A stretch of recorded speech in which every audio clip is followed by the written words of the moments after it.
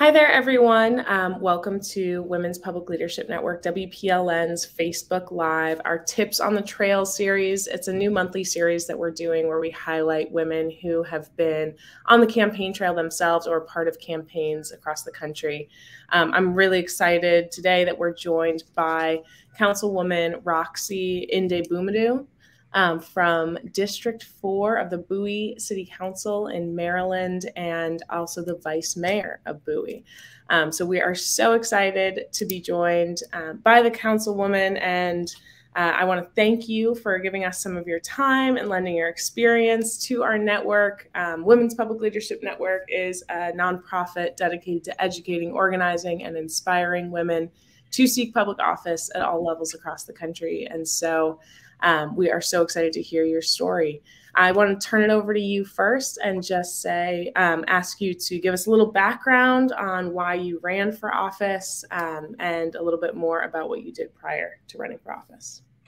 Thank you so much for such a beautiful introduction, Maureen. It's such a pleasure to be here with the Women's Public Leadership Network. Sorry, tongue twister.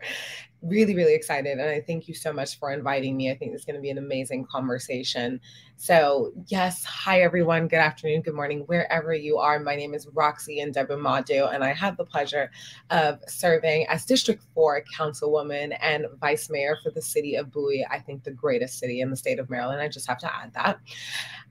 Why did I run? Initially, I ran for office. That was my first time running for office in 2019. And I'm going to be completely honest with you because I'm just going to assume that we're all friends on the call. I was actually told by a mentor that I should consider running for public office. And it's interesting because I host these women's roundtable discussions all over the world now, primarily focused in the United States. And one of the biggest things that we talk about in our Women's Roundtable is that in order for a woman to consider running for office, she has to be told or someone has to suggest it to her, versus men who wake up thinking, I want to be president of the United States.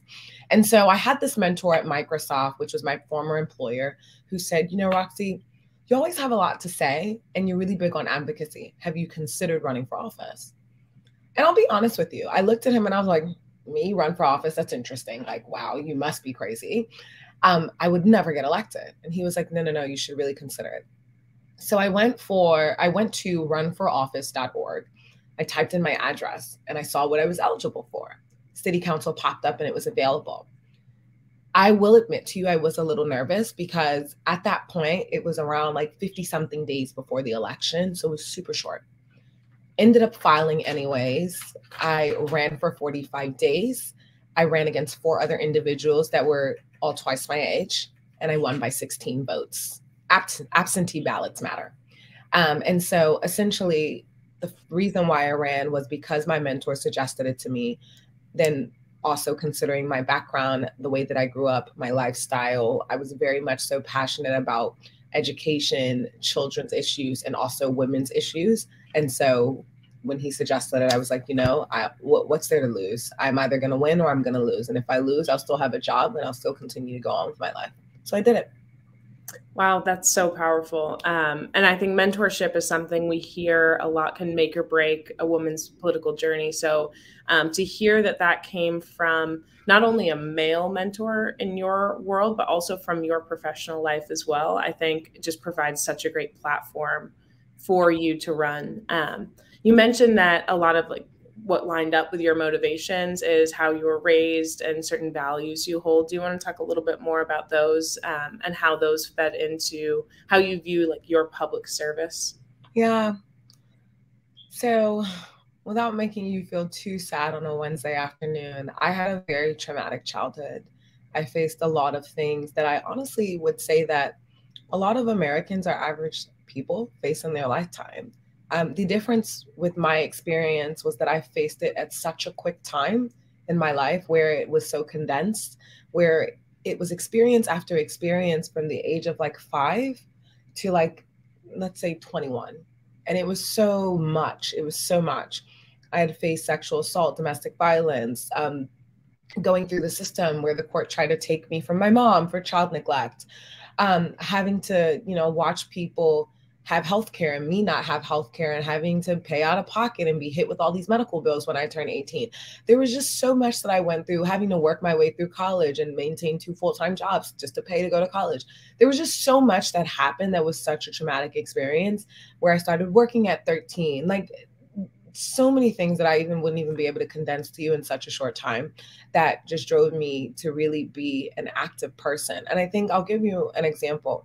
I was 16 years old when this happened. I was 16 years old and I was driving, and I was thinking to myself, because I faced a tragic experience at that time. I won't go into the details, but essentially at 16, when I survived that experience, what ended up saving my life and turning my life around at that pivotal moment was, if I survive this experience, then I know that my life is going to be a testimony to somebody. I know that I have a purpose in this world, and my purpose in this world, if I survive this experience, is to make sure that other people don't have to go through the same thing, because I know how it almost broke me. And I'm pretty strong because of all the things that I've gone through. And so if I live to see another day, then I know that that's my purpose, and I'm dedicated to that purpose for the rest of my life, because it saved my life. And so ever since then, I've been so passionate about advocacy, so much so that when I was in corporate America, I still am in corporate America, but I was at my first employer, Microsoft, I became known as this person that people would go to when they had issues. So if they had issues and they, knew me, or we had some sort of relationship or connection, they would come to me and be like, well, Roxy, who do I talk to? Who's the person that helps me solve this? Or what do I do? Like, what's your advice? Like, how can I face this? Like, what like, point me in the right direction. So I became known as this person in corporate America. And I always saw that in different experiences at different times in my life, no was the beginning of negotiation. When it came to something that I was trying to do in terms of growth, no was the beginning of negotiation. And I never let anybody tell me no. And so I think those values really taught me that there is a place for me in this world, and that I saw a lot of elected leaders who didn't necessarily relate to people as much as I did, because I had firsthand gone through these experiences. I know the repercussions of these experiences. I know kind of the way around these experiences now. And I felt like we had a lot of elected leaders who didn't understand that. Yeah, I think it's, first of all, thank you so much for sharing your experience too. It's so powerful to hear just how your lived experience and your attitude really transitions into a set of skills that you're bringing into any environment that you're in, but certainly in the public service world as that advocate. So I think for the folks on the call that maybe have experienced similar, or see themselves in the same role that you saw yourself in within your communities, that they can step up and use that as a sort of a qualification for why they would be equipped to serve in public office, not just in their private life. Yeah. So, that's amazing. And again, an amazing sort of platform to be working off of. So thinking about the mechanics, you talked a little bit about how, it was sort of a last minute decision, but it was worth doing, and sort of almost like building the plane as you're flying it. So, campaign work is not always easy, can be really rewarding though. What's your favorite moment from the campaign, or anything that really surprised you in terms of the actual run for office? Oh my gosh, I will tell you my favorite moment, but I have to just expand on something that you mentioned, using your life experience as the qualifier.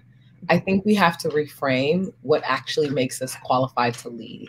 And I think because we live in a society that has told you that you have to have X accolades and X qualifications and have X type of persona, and that equates the best type of leader, I'm here to tell you that that's not true. Your life experiences are your qualifier. That's what makes you qualified to lead, because you bring a unique perspective and unique values to the table that does have a seat, whether you believe it or not. So I'm here to tell you, as somebody who is the youngest member of our city council right now, the only woman, and like literally the first African-American woman to represent this district, the perspective that I bring to the table is so unique and so different from my other colleagues, because we have different lived experiences. So when we look at legislation, we look at legislation very differently. But what's beautiful about what we're able to do is when we come together in the end, we're able to understand the unique needs of the individual districts in the community that we represent and apply that lived lived experience to be able to make the best decision for our community.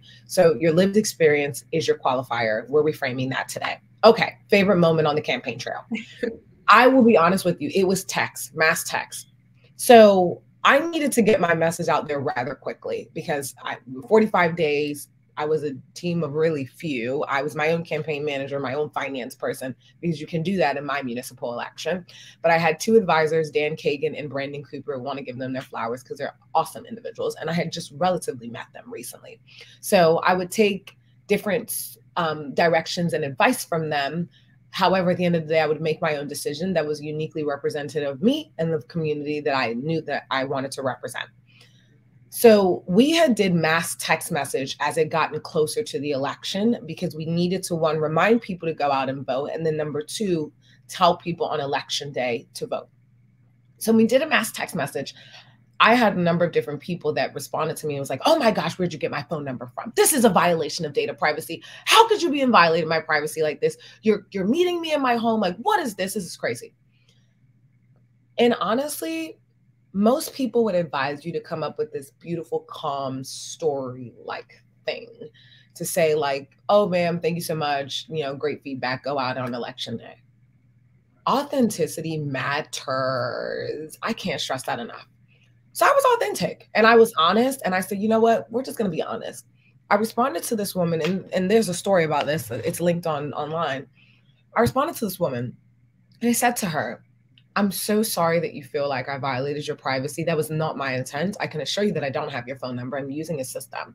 And as somebody that works 2 jobs, works in corporate America, and also just registered for the election at the last minute, I wanted to make sure that I was leveraging all the resources at my disposal to make sure that you knew who I was so that you could make the most informed decision about the person to represent you.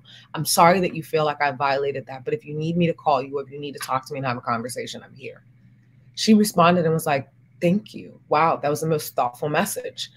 And then, you know, what's crazy? On election day, she came to the polls and she said, she walked up to me. She said, do you remember me? Mind you, I don't know what she looks like. I don't even know who she is.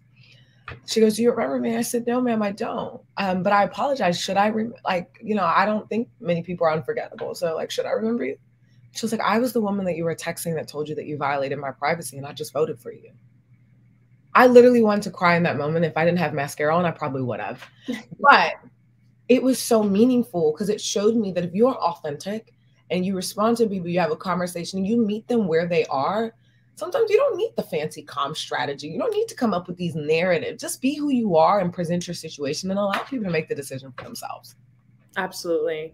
That's amazing. That's such a heartwarming story too. And for the folks that sort of need, the mechanical help, I'm going to do a quick plug that we do some online training for anybody who's considering running for office. So take that at training.womenspublicleadership.net. But one thing we talk about, and that I think a mutual friend of ours, Dina Bass, talks about in the trainings, is she mentions just being yourself and how you develop your personal brand and how you remain consistent throughout and having your own voice. And I can say, as a former comms director and campaign manager, it is a lot easier to have a candidate that has their own voice and that is comfortable responding to a situation in real time than, needing something crafted and manufactured and sort of handed to them. So embrace who you are. Don't let consultants sort of mold you into something you're not. And I think that it'll pay dividends. Obviously it has for you. And that's so great to hear. And that people signed up for something and they got what they signed up for as well, which I think is such an essential part of this public leadership and the kind of leaders we want to encourage to enter office. And I will just add to that and say, this is not meant to scare anybody, but I will say that if you are not comfortable with who you are and you don't want to be yourself, then I would reconsider going into this side of a career trajectory or opportunity. Mainly because local government is the closest proximity you are ever going to get to people. So they will be able to see you completely in the entirety of who you are, because all politics is local. Everything that becomes a national issue starts as a local issue and bubbles up to a national level. So if you're not comfortable with who you are and being yourself, and you're so bound to a narrative or a persona that somebody else has created for you, I promise you, your constituency will be able to sniff it out. They absolutely will be able to sniff it out, because that's the closest proximity you're ever going to get to people in this particular field. Yeah, absolutely.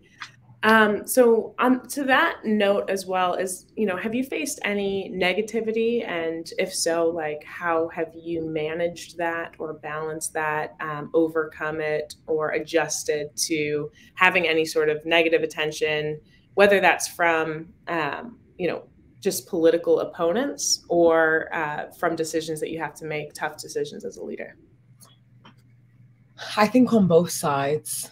I've experienced negativity from colleagues, to be honest with you, colleagues in this political arena. And I've also experienced negativity because of my political affiliation, and people who have something to say or who feel some type of way about my political affiliation that don't want to take the time to get to know me for my individual values and who I am as a person, that are so comfortable just labeling and categorizing and classifying people. So when I first got elected, it was very, very difficult, because what we did in the city of Bowie, Maryland, in Prince George's County, was we blazed a trail. We created a trail that did not exist for someone of my dynamic and someone of my makeup. And we created this level of trajectory that will make it easier for the woman that's going to come in after me, 10 times easier. And so when I first got elected, no one wanted to work with me, because they didn't want to make progress. They didn't want to give somebody of this political affiliation any sort of success, because then that would create a pipeline or create opportunity for more people to be able to come in and generate more success. Because how do most leaders lead? They lead by fear. They lead by instilling fear, and they lead by keeping people comfortable. That's how most people lead. That's not effective leadership, but it's how most people lead. And so most of my problems when I first got elected were just simply because of my political affiliation. It didn't matter what my solution was or what the idea was. People just were not willing to see beyond the political affiliation. So what that meant for me was that I had to get smarter in the way that I moved and the way that I navigated. So I turned to my community, because I couldn't rely on other elected leaders just because they were elected leaders and they were supposed to work with me and they were supposed to be my colleagues, because we all say that we're here for the greater good of our constituency. I couldn't rely on that, because that clearly was not my experience. So I had to get closer to my community and pivot back to my community and go back to this grassroots effort of making sure that people knew me and were able to see me beyond my political affiliation. And they knew me as Roxy who has the solution to fix our education. That's what they knew me as. Roxy who has the solution to figure out how to fix our budget. Roxy who has the solution to celebrate and empower women in our area. Roxy who has a solution on X. I had to make sure that I pivoted and stayed very strong in my grassroots efforts in my community. That is how I overcame that. Now, on the other side of that, overcoming colleagues, I had a council hearing 2 weeks ago, or a week and a half ago, where we wanted to host a reception for Women's History Month to honor women who have made an impact in Bowie. Because I do believe it's important as leaders for you to continue to bring community together, recognize, encourage, and empower people to keep going. That's how we make progress. And my male colleagues were just like, well, there are other identities out there in this world. Why do we need to celebrate this one? You should see my face. I'm sorry. I was trying to contain my facial expressions. I don't really have much of a poker face. So welcome to my weakness. And I was just so flabbergasted. But again, I had to quickly assess the room and quickly understand. And these are the things that you learn in terms of the basics of leadership principles. I had to be able to quickly understand, what do they stand to lose? And what is their driving motivator behind wanting to object the empowerment of women and the things that we're trying to do to make sure that women are encouraged to keep going? And then I had to quickly meet them where they were. So when my colleague made a comment of, it's disingenuous for you to say that I don't need to participate in this event because you don't agree with my perspective, the woman in me had to rise to the occasion and say, I'm sorry that you feel that way. That wasn't my intent. We welcome your participation. However, we don't want to negate the values that you want to stay true to. So if this is not something that you feel that you support, we don't want to make you feel forced to do so. but it takes a certain type of gravitas and a certain type of skill to be able to meet people where they are, to be able to quickly pivot and make sure that your position is landing and you feel strong. And honestly, quite frankly, you make people look like the assholes that they are. And so that's essentially what we did. But I think there are a number of different organizations and programs out here that will continue to invest in people once they become leaders, so that you can learn those skills to be able to navigate how to rise above those challenges as they are presented.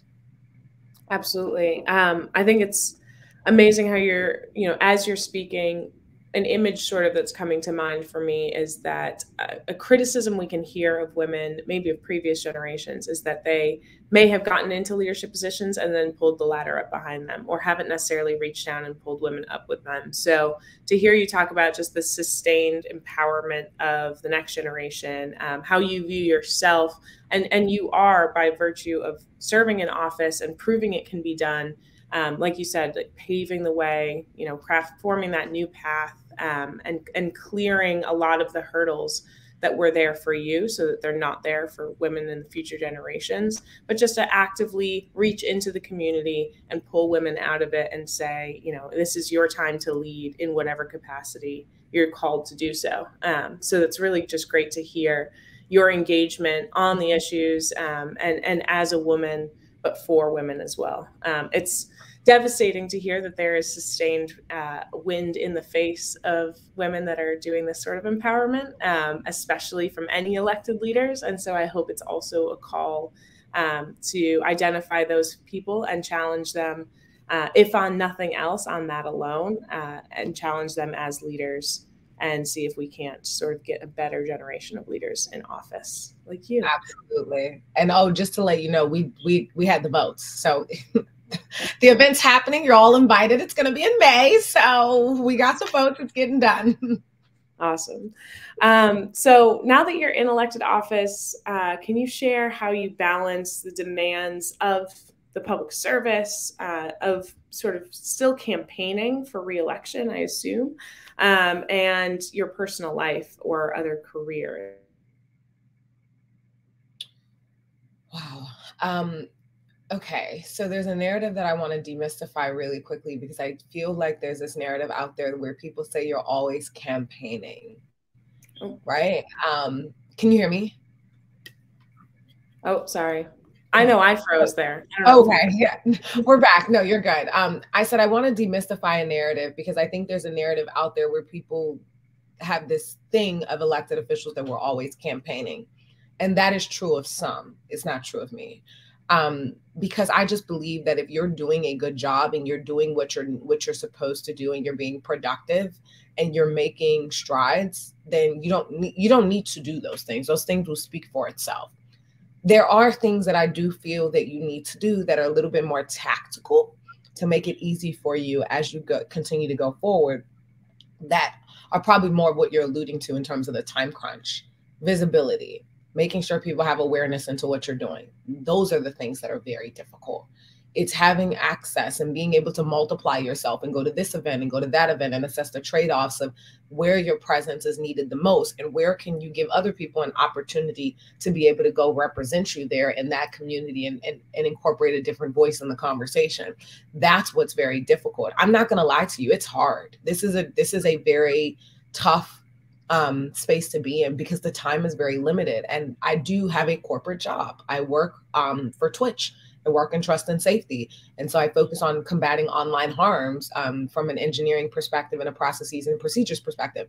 And so managing that, which is a 40-hour work week in itself, and then managing this position as vice mayor and going to council hearing and going to the different events and making sure that I'm doing what I can to advance the party, but then also advance women's initiatives. It's a lot. And I think, honestly, you're going to have to really be very true and transparent with yourself and assess if this is a sacrifice you're willing to make, because it's not going to be easy. There are nights where I have 4 hours of sleep, or I have 2 hours of sleep. There are nights where I may pull all-nighters. When I was in the beginning of my career, I was quite comfortable doing that, because I know I wanted to get ahead and I knew I wanted to be productive. And I knew that if I wanted to play in both of these worlds, and play is not the world, but occupy spaces in both of these worlds, that I had to make certain sacrifices to be able to do it effectively. And so I think you have to be very realistic with yourself, and you have to prioritize based off of my bigger core items, my issues that I want to make impact in, based on my impact levels. Where can I make the most impact today, now, and what events are aligned to that? What meetings are aligned to that? What things support that?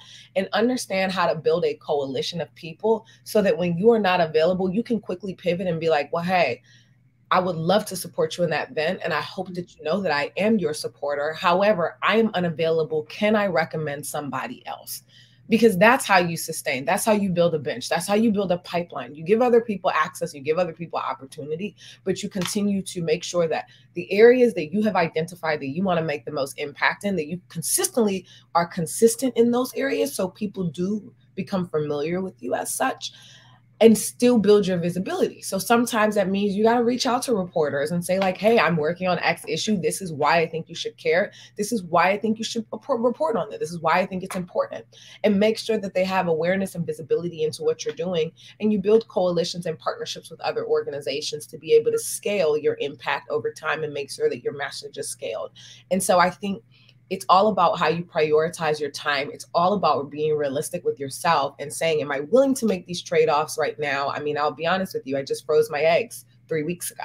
That's a trade-off that I made because I know that I'm not in the position to have a child right now. So let me go ahead and secure this other area so that I can keep, moving forward on the path that I'm moving forward on, while keeping that in mind for a later time. So I just think it's honestly about being realistic and not trying to hide behind being Superwoman. Look, I'll be the first to tell you that I do think I'm Superwoman. I do think I have supernatural powers. Like, another conversation, we can have tea time for that one. But I think as much as you do want to be Superwoman, you have to be realistic with your time and understand how to prioritize and maximize your efforts to make impact in the areas you want. Yeah, I think that's great because yes can't always be the answer. And I think women especially hold themselves to the idea that they have to say yes to everything. And I think you gave sort of really practical advice just around it's not a yes, no, it's a no and no but, and still maintaining that relationship. And I think, what you're saying around prioritization, like everyone can benefit from hearing, whether they're in the political arena or not. But just really, really great advice. So thank you for that. So I want to take one audience question real quick, because I know we're coming up on time. And then I'm just going to ask a final question for you as well. But one of our viewers asked what you're most excited for when you think about your future in public service. Oh my gosh. That's such a good question. I've never been asked this question before. I think what I'm most excited about is really disrupting the status quo. I think the type of person that I am, the type of candidate that I am, the type of leader that I am presents something new, refreshing, unique, innovative, hopeful, and just optimistic. And so I think when I look at the landscape today and what presently exists, and the way that people communicate with constituencies, the way that they legislate, the way that they look at the powers of government, I'm just so excited to bring a unique and different perspective and get people excited to hope again. It's like you see all these mass movements about go out and vote, vote, vote, vote, vote, vote. And while I think that you should do that because it's your constitutional right to do so, why should I be excited to do that if I don't feel like my voice is heard, or if I don't feel like the solutions that are being passed are reflective of my reality, or I don't feel it? Like, it's one thing to pass legislation. It's another thing for people to feel the impacts of legislation. So two separate things. And so I think the type of leader that I am, I'm very thorough. I'm very anal, very punctual, and also very innovative. And I do believe that innovation is the key to continuing to provide a sustainable level of opportunity. And so I'm just excited to bring that perspective to the forefront and continue to get people excited about hope again, get people excited about America, because it's one of the most wonderful places on earth. And I feel like over the last couple of years, it's kind of, there's been a little bit of a narrative that it's not. And I want to remind people of where they are, what's at their fingertips, the vibrancy, the opportunity, the excitement, the people, the amalgamation of cultures that we have here that make us so unique and so powerful in this world. Yeah, that's amazing. Definitely. I think you're already serving as that testimony of a lot of what you talked about in office already. But I can see that, hopefully we can bring this to women across the country. Hopefully your star, is rising, and that folks can be looking to you, your approach, your attitude, and everything else. And that we'll just see more and more of you and leaders like you that are inspired by you in office. So I know throughout this conversation, you've given such great bits of advice, like we talked about, in terms of balance, in terms of, early on you said no is the beginning of a negotiation, which I love that, as well as that we have to reframe what makes you qualified to lead and using your lived experiences. But I just want to give you the opportunity for a last word, piece of advice, anything that you would say to a woman who's watching, who should run for public office and hasn't for some reason so far. What I would say is two things. The first one is just do it. Like, you really don't have much to lose. And I get it. A lot of people get very nervous. Are they going to dig through my future? I mean, my past? Are they going to make me out to be some person? Are they going to formulate these narratives? People are already doing that every day. Every day you walk out of your house, people are already forming narratives about you. Some say it to you and some say it behind your back in other circles. So what's the difference of you actually stepping out there, reframing the narrative, reclaiming your story, reclaiming who you are, and showing up exactly the way that you aspire to be? What's the worst that could happen? That they're going to just reframe narratives about you that already exist anyways? And so I think there's something uniquely freeing about owning the narrative and defining your narrative, creating your story, blazing a trail, and bringing solutions to the forefront. Like, I sit in a lot of rooms these days and I see the missing perspective from women when legislation is created, when solutions are approached, when issues are discussed. And so there definitely is a gap in those rooms, but those are the things that you don't see and that you don't hear of. Because if I'm in those rooms and I'm in a position of power, I'm not going to go around promoting my weakness to you. That's just not normal. And so I'm here to remind you that there is a gap. You are needed. Your voice matters. You need to just do it. People are forming narratives about you anyways. And so I think there's something particularly freeing and liberating that you get to own the conversation and that you get to reframe the picture and define it the way that you want to. A couple other practical things, and this will be my last word. For those of you who are considering running for office and you are nervous, there is an organization that I love so deeply, which is Run Gen Z. And they do a lot to pair you with mentors who have already done this in areas that are similar to yours. And they do a lot of research to help you get your foot in the door and help you get a leg up in that race. A lot of type of research that we wouldn't normally know how to do. And so I urge you to apply on Run Gen Z. The other thing that we're doing in May, which I met with Emily Lampkin, Emily is fabulous and amazing, this morning, we are going to host a women's training that will be completely for any woman that's considering running for office, a woman that's in leadership. I think she's partnered with the Leadership Institute to do that, or WPLN. I forgot who the partner is. Yeah, but we're going to host that in May. I need to send her dates, so she did not tell you anything that's already established. I just need to do my part now. So we are going to host that, and I am going to invite women from all over the DMV area to make sure that you get awareness and exposure to that. And then the last thing that I want to shout out to is I have a mentor. Her name is Sophia Nelson. She's been an inspiration in my life. She's written many books, many of the last one, which is Be the One You Need. if you read Be the One You Need, and if you don't have time to read it, you go through the online and ask and Google what the lessons are.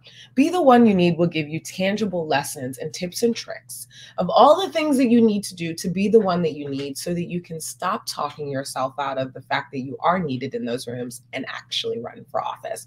And then the last thing I'll say is, because I know I'm like running over time and Maureen's like, girl, wrap it up. I try my best, and I made this promise to myself yesterday. I was at the UN for Women's History Month in New York yesterday, and the challenge that I gave many women in the room, that I've given myself this last month, is that everywhere, every room of access that I am invited to, I will invite another woman into that same room, because you should have that exposure and make those connections that were very difficult for me. And so if you reach out to me, if it's something that you want more exposure to, you want to learn more, I am happy to invite you to anything that I go to. If it's out of state, I will cover your travel. If you can't afford it, that's fine. I don't have a problem doing that, because I want to make sure that we create a pipeline and we create opportunity for other people who don't know where to start, similar to myself. So if you reach out to me on Instagram, which is honestly where I'm the most responsive, you can do Facebook too, but Instagram's a little more responsive. Twitter, hit or miss some days. I will make sure that you get access, and I at least invite you to something that's going on that can help you learn more.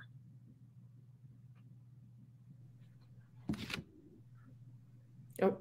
And Maureen's back. Yes, so we dropped your emails in here as well, along with some other resources that we sort of mentioned throughout the conversation. But I just want to say again, thank you so much. Sorry for the minor technical difficulties. I don't know why it froze once in a while, but it's okay. And so we will be, sharing this out. Obviously, it's on Facebook right now, but we'll share it on our YouTube as well, through our blog on womenspublicleadership.net. And also, for those of you who are watching, subscribe to our social media, follow Roxy on her social media. And we will be also putting out more information about our upcoming national summit, which is going to be in San Diego in April. So we hope to see you all there. If you have any questions beyond this conversation, or you're watching at a later date, please feel free to email us at hello@womenspublicleadership.net. If you have a question for the vice mayor, we will be sure to pass that along to her, and get you a response. And we just thank you all so much for tuning in. Thank you so much for your example, your advice, and sharing your experience with us. And we hope to see you again very soon. And good luck with all of your work in public service, in your personal life, and everything in the future as well. Thank you, Maureen. It was such a pleasure to be here. Thank you for allowing me this opportunity to share my story, and let me know how I can continue to support going forward. Absolutely. All right. Take care. Bye.